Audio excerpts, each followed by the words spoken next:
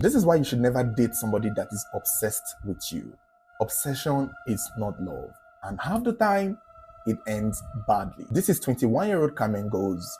On the 7th of October 2023, she was murdered in the most brutal and insane way you can ever imagine by her ex-boyfriend, 38-year-old Calvin Cloet. He dragged her out of her birthday venue, beat her up, took her to a farmland where there was nobody, and just continued attacking her until she pretty much died. This was said to have happened in Lordsville in Western Cape Province, South Africa. And according to the story, it was said that Calvin started chasing Carmen as far back as when she was 13 years old. At the time, he was about 25, 26, 27. Imagine a 27-year-old man chasing a 13-year-old girl. He would stalk this little girl, harass her, assault her, pretty much bully her into dating him. My first thought is, where was her family? Where was her brothers? Where was the community? Because this is insane. So it turned out that Calvin was just not a regular 28-year-old. He so happened to be a high-ranking gang leader of a very notorious gang called the 27s. So these 27s in this community were a very notorious gang. They were known for robberies, violence, killing, stealing, all sort of crimes, and everybody knew him to be, he was pretty much the Anini of this neighborhood. And so eventually when Carmen turned 15, she agreed to date Calvin because the pressure was too much. And I think her family may have probably not done much, because dating the number one of this gang leader would probably mean protection for her and her family. You know, one of those things where, okay, since you're with our girl now, your guys will not come after us, you people will not attack us, you people will not rob us, you will take care of her. Somehow, somewhat, you know, she thought she was going to agree to date this guy because he's in a position of power, and so he would not harass her or continue to, you know, physically assault her. Unfortunately, they were wrong. Even after she agreed to date him at 15, he did not stop beating her up. He did not stop physically assaulting her. He did not stop the harassment. She was now his girlfriend, but the domestic violence did not stop, unfortunately. So she must have been 16, 17, and somewhere, let's just say 16, 17, yeah. And somewhere along the line, Carmen and Calvin had a problem, and Calvin, a grown-up 30-year-old man, picks up a knife and stabs this 17-year-old girl because they had an issue. And it was at this point that Carmen's family were like, okay, now you've crossed the line. They quickly took the case to the police, filed a complaint against him, and the police arrested Calvin, and he was charged to court for violence and the assault, and pretty much he was sentenced to prison. It's unclear how many years he got. It may have been 5 or 6 years, but after 3 years, he was released on parole, which means they were going to release him and monitor him to see if he is well behaved in the community. And this would be the biggest mistake that the South African police force would have ever made. When Calvin was sent to prison, while he was there, Carmen got her life back. This young lady finally started living. Imagine them being tormented and chased down and being stalked by a 30-year-old creep from the age of 13. This is now the time you're getting your life back as a young teenager. She started associating with friends. She probably went back to school because at some point she stopped going to school while she was dating this monster. She even got into a new relationship. Unfortunately, when she heard that Calvin had been released from prison, she panicked. She was ghastly afraid. She could not believe that this monster who tormented her has been released on parole. And as it was, Calvin comes out from prison. The first place he goes to is Carmen's home to apologize to the family, to apologize for what he did and tell them that he was a changed man. I don't know how the family took the apology, but they clearly did not buy into it. I personally wouldn't.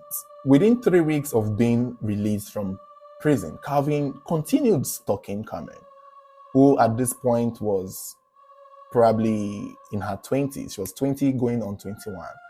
Calvin continued going to this girl's house, peeping her from afar, following to see where she was going, following to know who she was meeting, following to know who her friends were.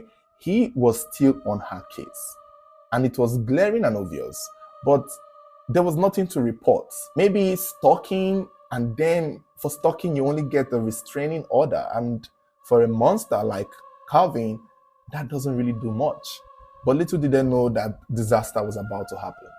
On the 7th of October 2023, this would be her 21st birthday.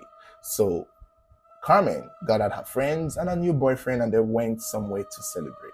The only problem was Calvin claims that she and he had already made plans together for that day, that he was blindsided that Carmen would go and hang out with her friends instead of hanging out with him.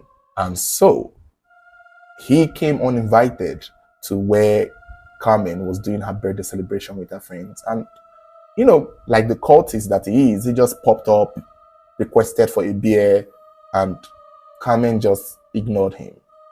And this pissed him off. The fact that Carmen paid him dust, the fact that Carmen did not even respond to him, the fact that he was asking Carmen to buy him a beer and Carmen is like, I'm just going to pretend like you're not here because this is insane. This is trouble.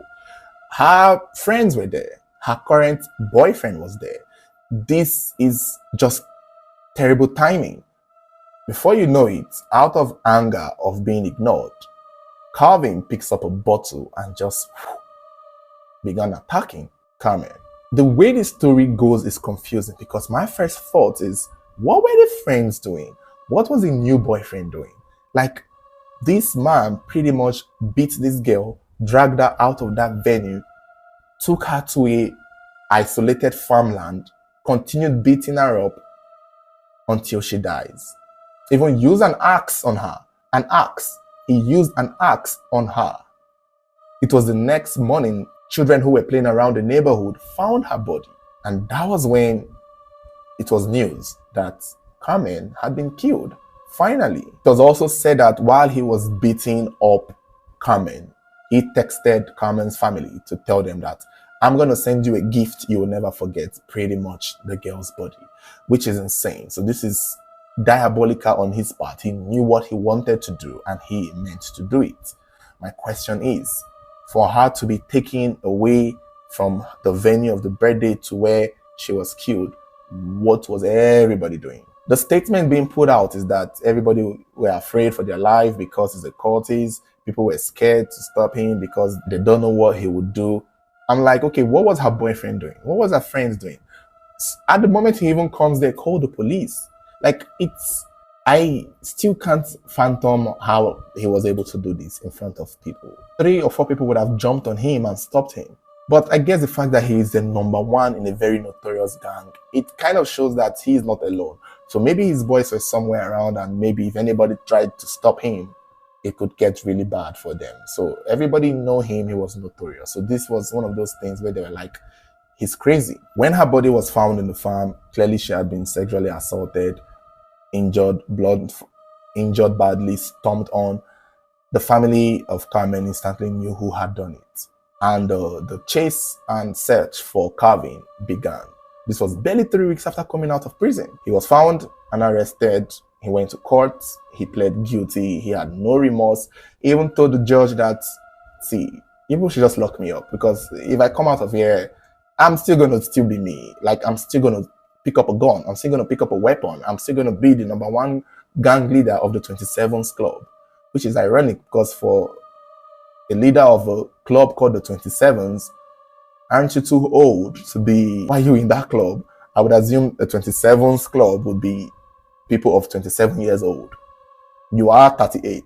Why are you still there? Grow up. Like, some cultists have no shame. At your old age, this is what you're still doing, 27s club. Like, I'm embarrassed for you, Calvin. Isn't 27s club even those ones where people die at the age of 27? I guess this is 27 gang, maybe.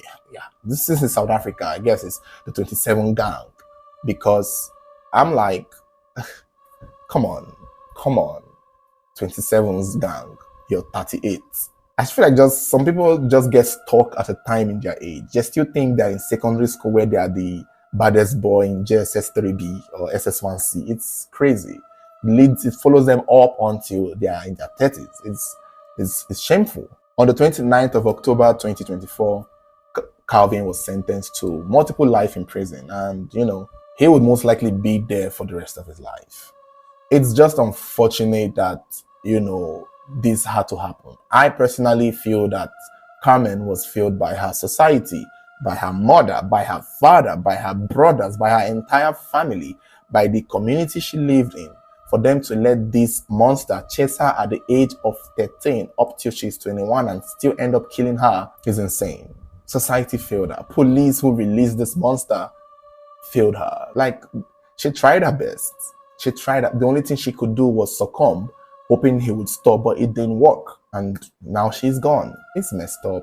It's unfortunate. This is why when someone is obsessed with you, avoid them. Obsession is not love. It's psychotic. So thank you guys for watching. Don't forget to like, share, subscribe, and turn on notification button. So whenever there's a new video, you'll be the first to get notified.